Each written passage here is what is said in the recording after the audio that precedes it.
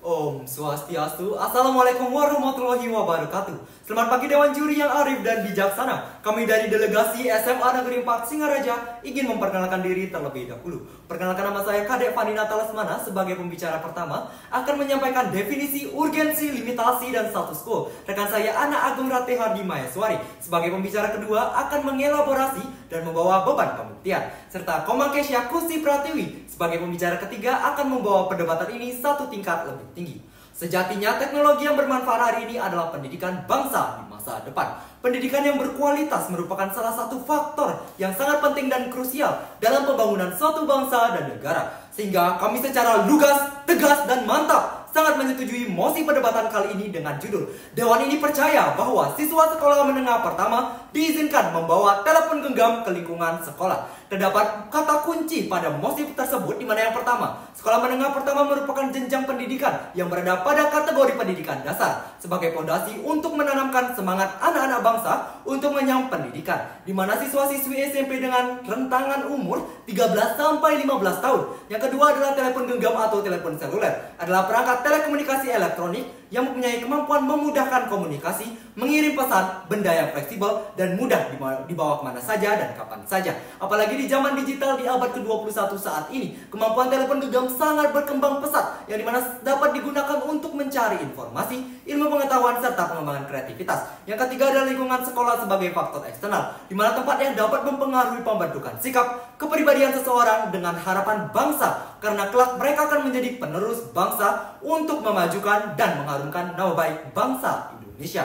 Dengan limitasi karakteristik pembelajaran abad 21 dalam pengawasan sekolah. Adapun urgensi mengapa mosi ini tetap berdiri di posisi pro, yaitu yang pertama karakterisasi status quo, yang kedua adalah karakterisasi stakeholder. Pada karakterisasi status quo yang pertama, pada pembelajaran abad 21, karakteristik pembelajaran lebih cenderung menggunakan iptek dengan keterampilan 4C, creativity, critical thinking, collaboration, dan communication, yang akan maksimal tercapai apabila dikolaborasikan dengan pembelajaran ajaran digital. Dan telepon genggam adalah media paling sederhana dimiliki oleh anak zaman sekarang. Yang kedua, kurikulum merdeka, yang dimana sudah disahkan oleh Permendikbudristek nomor 12 tahun 2024. Menurut Kompas.com, 73% sekolah di Indonesia menggunakan kurikulum merdeka. Pembelajaran sekarang tidak hanya teacher center, namun lebih cenderung ke student center, di mana guru hanya sebagai fasilitator dan siswa lebih berperan aktif untuk memecahkan masalah. Oleh karena itu, dengan siswa SMP diperbolehkannya membawa telepon genggam ke lingkungan sekolah, sehingga keterampilan 4C akan terrealisasikan dengan lebih baik.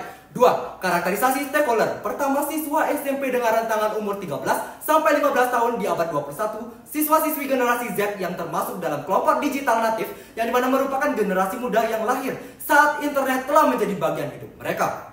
Adapun kedua karakterisasi sekolah menengah pertama, sebagaimana fasilitasi penunjang di sekolah, contohnya seperti LCD dan Wi-Fi. Oleh karena itu, jangan anti terhadap teknologi dalam proses pembelajaran, karena ketika teknologi tersebut dipakai dengan porsinya, maka teknologi tersebut bisa menjadi solusi permasalahan ketertinggalan pendidikan di Indonesia.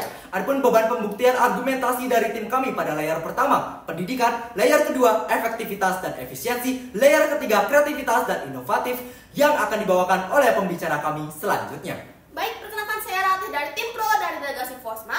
Saya akan membawakan adapun 3 beban pembuktian kami mengapa tetap standing pada position pro, yaitu adalah yang pertama, mengapa membawa ponsel ke sekolah jauh lebih baik dalam menunjang pendidikan. Yang pertama, dikarenakan efektif dan juga efisien. Pembelajaran yang memperbolehkan penggunaan telepon genggam bagi siswa-siswi SMP akan meningkatkan efektivitas dan efisiensi dalam pembelajaran, sehingga murid dan juga guru dipermudah dalam proses pembelajaran. Seperti guru tidak lagi harus menuliskan panjang lebar materi yang akan dipelajari di kelas, dan dimana guru dapat menggunakan alternatif contoh seperti PowerPoint, yang dimana lengkap dan lebih ringkas dan lebih praktis, sehingga dapat dibawa dan dibaca kapan saja dan di mana saja, sehingga dapat efisiensi dan efektivitas dari karakteristik pembelajaran abad ke-21 yang cenderung menggunakan teknologi yang berupa telepon genggam.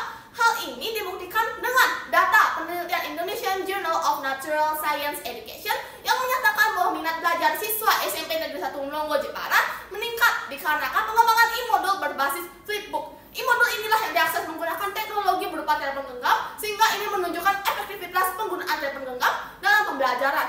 Selain itu, yang kedua ada kreatif dan inovatif. Dengan diizinkannya siswa menengah pertama membawa telepon genggam ke lingkungan sekolah, siswa tersebut akan cenderung bisa melakukan hal-hal yang kreatif inovasi baru dalam memanfaatkan aplikasi yang terdapat dalam teknologi tersebut. Seperti siswa akan cenderung menggunakan aplikasi seperti Canva dalam membuat tugas yang akan mendukung dan mempermudah metode pembelajaran mereka, sehingga mereka secara langsung dapat mengimplementasikan salah satu metode 4C dalam karakterisasi pembelajaran abad ke-21, yaitu creativity. Lalu yang ketiga, Dewan Juri dan saudara dari tim kontrol tidak perlu khawatir mengenai gangguan-gangguan yang terjadi apabila siswa-siswi membawa telepon genggam ke sekolah. Bagaimana mekanisme atau aturan penggunaan telepon di sekolah agar telepon genggam efektif digunakan di sekolah menengah pertama? Adapun mekanisme yang akan kami tawarkan yang akan terintegrasi dalam kebijakan sekolah. Yang pertama, telepon genggam hanya akan dikeluarkan ketika diperintahkan oleh guru dalam pembelajaran. Yang kedua, telepon genggam akan dikumpulkan ketika dalam proses pembelajaran tidak lagi digunakan. Mengapa? Agar meminimalkan gangguan. Yang pertama, siswa dapat dengan mudah keluar dari jalur dengan mengecek media sosial, bermain game, atau berkirim pesan teks kepada teman. Yang kedua, keterlibatan. Ketika siswa tidak lagi menggunakan telepon genggam, mereka dapat dengan maksimal terlibat dalam pembelajaran, yang dimana dengan mekanisme yang sudah kami tawarkan dapat mencegah hal-hal tersebut dan dapat mengoptimalkan penggunaan telepon genggam di lingkungan sekolah. Dan di sini ada dampak. Satu, dampak jangka pendek, yang dimana bagi siswa akan tahu bahwa teknologi bagi pendidikan sepenting itu. Dikarenakan apa? Siswa dapat belajar dengan sumber yang lebih luas dan tidak hanya kebergantungan oleh satu sumber. Satu, yang kedua, bagi guru jadi lebih kreatif dalam melakukan pembelajaran, menemukan metode belajar yang berbasis teknologi. Contohnya, untuk mengambil poin siswa atau nilai, guru dapat menggunakan Kahoot atau Quizizz. Yang kedua, ada dampak jangka panjang. Yang pertama, bagi pendidikan Indonesia. Yang kedua, bagi sumber daya manusia di masa depan. Selanjutnya akan dilanjutkan oleh pembicara ketiga saya untuk mengelaborasi argumentasi. Saya Kusi sebagai pembicara ketiga. Dewan Juri yang bijaksana, perlu kita ketahui dan kita sadari bahwa pengizinan pembawaan telepon genggam ke lingkungan sekolah di sekolah menengah pertama pastinya akan mewujudkan pendidikan yang berkualitas di Indonesia. Dikarenakan siswa-siswi sekolah menengah pertama pastinya akan dipermudah dan diperlancarkan di metode pembelajaran. Seperti pembicara pertama dan kedua saya nyatakan, yang dimana urgensi kita kali ini ialah karakteristik pembelajaran abad 21, yang dimana pembelajaran abad 21 ini akan cenderung menggunakan iptek dan teknologi, sehingga teknologi tersebut berupa telepon genggam yang bisa dibawa oleh siswa-siswi ke lingkungan sekolah untuk mempermudah mereka untuk melakukan metode pembelajaran. Tidak bisa dipungkiri bahwa Indonesia telah mengalami kurikulum merdeka. 73%-nya sudah disahkan kurikulum merdeka menjadi kurikulum nasional. Hal ini yang dimana dituntut siswa-siswinya untuk lebih aktif menggali informasi, ilmu pengetahuan.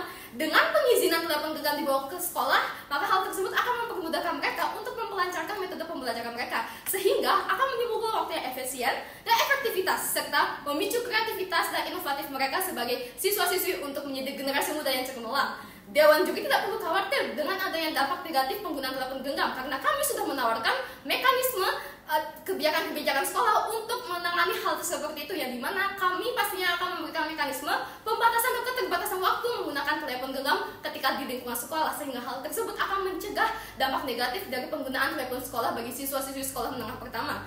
Dari hal ini menimbulkan dampak jangka panjang yang sangat positif bagi pendidikan dan generasi muda, sehingga pendidikan Indonesia akan berkualitas dan generasi muda di Indonesia atau sumber daya manusia yang ada di Indonesia akan berwawasan luas, kreatif, dan critical thinking. Dewan Juri yang bijaksana, perlu kita ketahui bahwa pembelajaran abad 21 ini ingin mengimplementasikan 4C, yang dimana ada communication, collaboration, creativity, dan critical thinking. Hal tersebut akan bisa terimplementasikan apabila siswa-siswi sekolah menengah pertama diizinkan membawa telepon genggam ke lingkungan sekolah. Maka dari itu, Dewan Juri saya selaku pembicara ketiga dari tim Pro tetap tegas berdiri di posisi setuju dengan mosi Dewan ini percaya bahwa sekolah menengah pertama diizinkan membawa telepon genggam ke lingkungan sekolah. Sekian, terima kasih. Baik, dapat disimpulkan Dewan Juri. Yang dapat saya simpulkan ialah dengan diizinkannya sekolah menengah pertama membawa telepon genggam ke lingkungan sekolah secara tidak langsung, aktivitas tersebut akan mendorong kemajuan pendidikan yang berkualitas di Indonesia, di mana pendidikan yang berkualitas ialah salah satu tujuan dari Indonesia menuju Indonesia Emas 2045. Hal tersebut pastinya juga akan membekali generasi muda dengan terbiasa menggunakan teknologi. Maka dari itu kami secara tegas, lugas, dan mantap tetap pada standing position pro. Kesatria berani angkat bicara, Forsma Jaya, saya hebat.